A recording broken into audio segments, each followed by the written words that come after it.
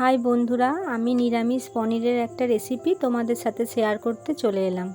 কিছুটা বাদাম, কাঁচা লঙ্কা, গোটা জিরে, আদা পেস্ট করে নেব। আমি পনিরটা পিস করে নিয়েছি।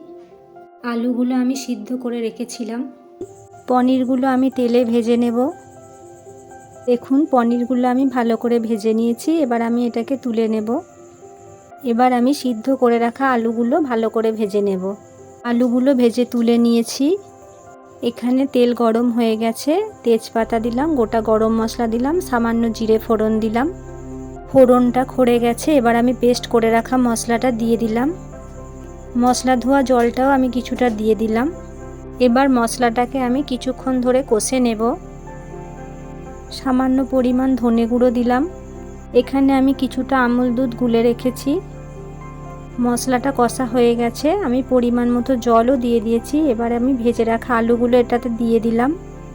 স্বাদ মতো নুন দিলাম, স্বাদ মতো চিনি দিলাম। দেখুন, এটা ফুটে গেছে। এবার আমি ভেজে রাখা পনিরগুলো এটাতে দিয়ে দিলাম। পনিরগুলো দিয়ে কিছুক্ষণ ফুটে যাবার পর আমি গুলে রাখা আমুল দুধটা এটাতে দিয়ে দেব। আমুল দুধটা দিয়ে কিছুক্ষণ ফুটে যাবার পর এটাতে আমি কিছুটা কাসুরি মেথি দিয়ে দিলাম। এইবার আমি এটাকে কিছুক্ষণ ভালো করে নাড়াচাড়া করে নিয়ে নামিয়ে নেব। বন্ধুরা, রেডি হয়ে গেছে আমার আজকের নিরামিষ পনিরের এই রেসিপিটা। বন্ধুরা, রেসিপিটা আপনারাও ট্রাই করে দেখতে পারেন, আশা করি ভালো লাগবে।